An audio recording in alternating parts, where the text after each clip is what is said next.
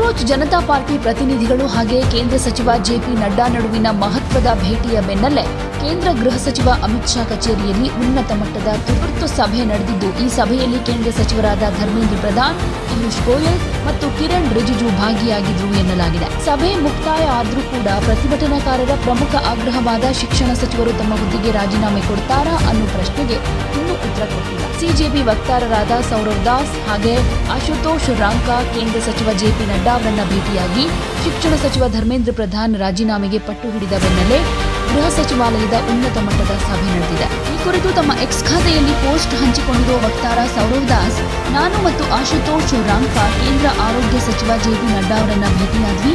ಶಿಕ್ಷಣ ಸಚಿವ ಧರ್ಮೇಂದ್ರ ಪ್ರಧಾನ್ ತಕ್ಷಣದ ರಾಜೀನಾಮೆ ಅಥವಾ ವಜಾ ಸೇರಿದ ಹಾಗೆ ನಮ್ಮ ಪ್ರಮುಖ ಬೇಡಿಕೆಗಳನ್ನ ತಲುಪಿಸಿದ್ದೀವಿ.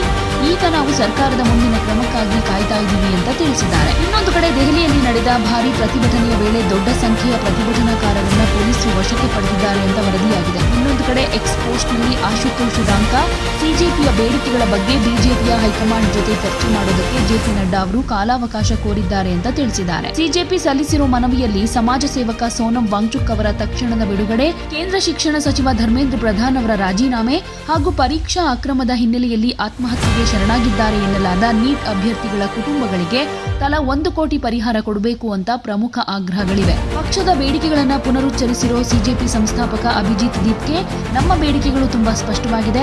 ಧರ್ಮೇಂದ್ರ ಪ್ರಧಾನ್ ತಕ್ಷಣ ರಾಜೀನಾಮೆ ಕೊಡಬೇಕು, ಆತ್ಮಹತ್ಯೆ ಮಾಡಿಕೊಂಡಿರೋ ವಿದ್ಯಾರ್ಥಿಗಳ ಕುಟುಂಬಗಳಿಗೆ 1 ಕೋಟಿ ಪರಿಹಾರ ಸಿಗಬೇಕು, ಹಾಗೆ ಸೋನಂ ವಾಂಗ್ಚುಕ್ರನ್ನ ತಕ್ಷಣ ಬಿಡುಗಡೆ ಮಾಡಬೇಕು ಅಂತ ಒತ್ತಾಯಿಸಿದ್ದಾರೆ. ನೀಟ್ ಯುಜಿ ಪ್ರಶ್ನೆ ಪತ್ರಿಕೆ ಸೋರಿಕೆ ಪ್ರಕರಣದಲ್ಲಿ ಕೇಂದ್ರ ಸರ್ಕಾರದ ಹೊಣೆಗಾರಿಕೆಯನ್ನು ಪ್ರಶ್ನಿಸಿ ಸಿಜೆಪಿ ಬೆಂಬಲಿಗರು ನಡೆಸಿರೋ ಸಂಸತ್ ಚಲೋ ಪ್ರತಿಭಟನೆಯಿಂದ ಇಡೀ ದಿನ ದೆಹಲಿಯಲ್ಲಿ ತೀವ್ರ ಉದ್ವಿಗ್ನ ವಾತಾವರಣ ನಿರ್ಮಾಣವಾಗಿತ್ತು. ಪ್ರತಿಭಟನಾಕಾರರು ಸಂಸತ್ ಕಡೆಗೆ ಮೆರವಣಿಗೆ ನಡೆಸೋದಕ್ಕೆ ಯತ್ನಿಸಿದಾಗ ಕಾನೂನು ಮತ್ತು ಸುವ್ಯವಸ್ಥೆ ಕಾಪಾಡೋದಕ್ಕೆ ಭದ್ರತಾ ಸಿಬ್ಬಂದಿ ಹಾಗೆ ಪೊಲೀಸರು ಅವರನ್ನ ತಡೆದ್ರು.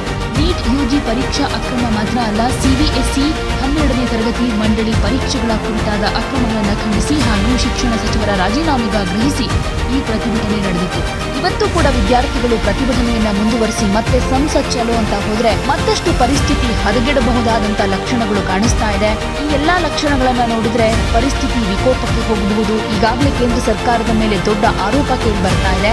ಈಗ ವಿದ್ಯಾರ್ಥಿಗಳ ಪ್ರತಿಭಟನೆಗೆ ಕೇಂದ್ರ ಸರ್ಕಾರ ಮಣಿಯುತ್ತಾ ಧರ್ಮೇಂದ್ರ ಪ್ರಧಾನ್ ಅವರು ರಾಜೀನಾಮೆಯನ್ನ ಕೊಡ್ತಾರಾ, ಹಾಗೆ ಅವರ ಬೇಡಿಕೆಗಳನ್ನ ವಿದ್ಯಾರ್ಥಿಗಳ ಬೇಡಿಕೆಗಳನ್ನ ಈಡೇರಿಸ್ತಾರಾ, ಕಾದು ನೋಡ್ಬೇಕಾಗತ್ತೆ.